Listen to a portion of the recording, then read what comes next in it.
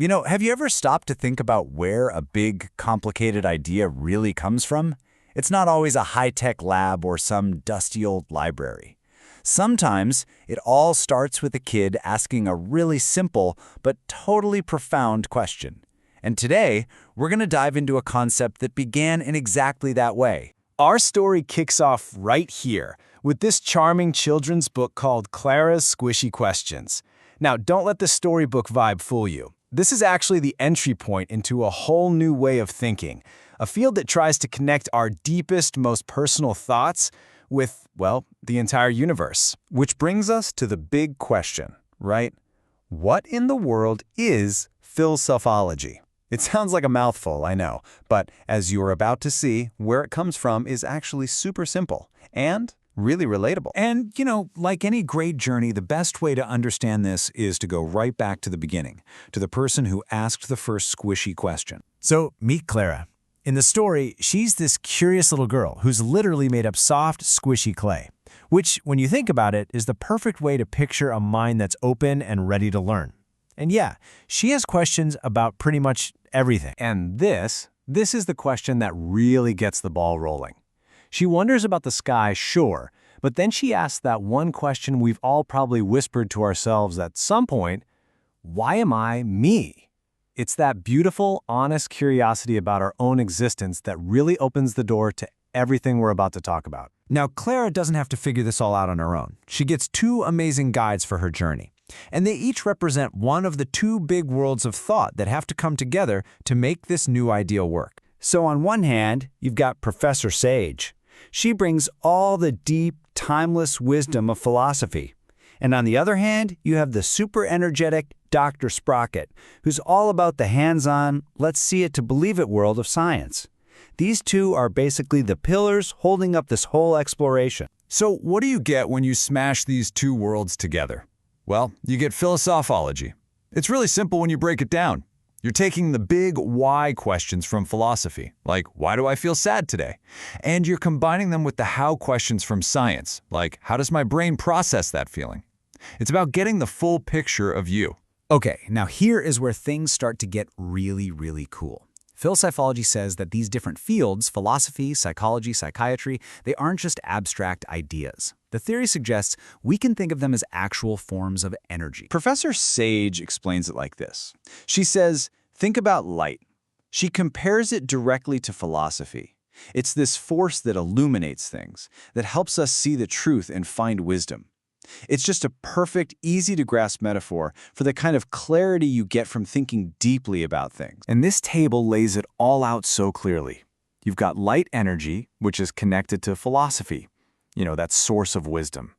Then there's sound energy, which lines up with psychology, or as the book beautifully puts it, the music inside our minds. And finally, vibration energy, which links to psychiatry and that feeling of deep inner peace. And right here, this is that amazing aha moment for Clara. It just clicks. She starts to realize that when she learns something new, that flash of understanding, that's light. When she feels happy and connected, that's sound.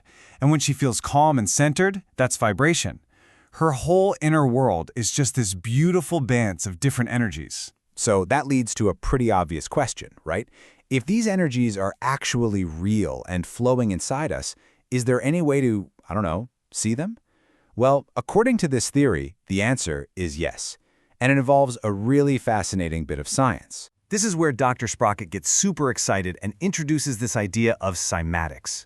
She explains it as this almost magical way to watch all these different energies, light, sound, and vibration, as they dance and create these incredible, visible patterns, almost like they're secret messages from the universe itself. And this is what it looks like. Dr. Sprocket shows Clara how sound waves can actually make tiny particles, like sand on a metal plate, arrange themselves into these wild geometric shapes. Cymatics is literally the bridge that takes the invisible world of energy and makes it visible, tangible. You can see it. So what is actually being created here? The theory says it's not just about making pretty pictures or sacred geometry. It's proposing that when your inner energies, your light, sound, and vibration interact, they could actually form something new. The research calls it a 2D omnidirectional matter. It's a wild idea, but think of it like a physical snapshot, a visual record of your internal state at that very moment. Okay, so let's zoom out. Let's pull all of these different threads together and look at the big picture. What's the point of all this? What's the end goal of understanding our inner energies and their patterns? Another character, Finley, just nails it with this line. He says, Philselfology is like having a special map to your own inner universe. It's a way to see how everything connects. Your thoughts, your feelings, your physical body.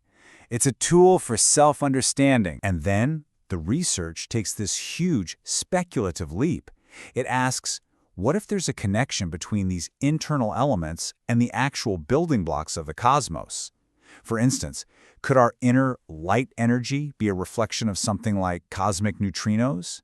The point here isn't to prove it's a fact, but to explore a massive idea, connecting the microcosm of you to the macrocosm of the universe. And there's one more layer to this whole thing that's just so modern. The entire project, from the 40-year-old original research to the children's book we started with, was all brought together and co-created with the help of Google's AI. It's this amazing mix of old-school human curiosity and cutting-edge technology. Finally, you've probably been wondering about the whole claymation thing. Why that style? Well, it was a very deliberate and I think beautiful choice. It's part of a mission by the Handicraft and Artisan Social Welfare Society of India to support traditional, handmade crafts like clay modeling, keeping these amazing art forms alive. It just perfectly connects this very theoretical idea to something tangible and human. So that leaves us with one last thing to think about. Philpsychology suggests that your inner world isn't just a jumble of feelings. It has a form, a structure, a pattern that's waiting to be seen. So if you could actually look inside yourself and see that dance of your own unique energies, what pattern do you think you would make?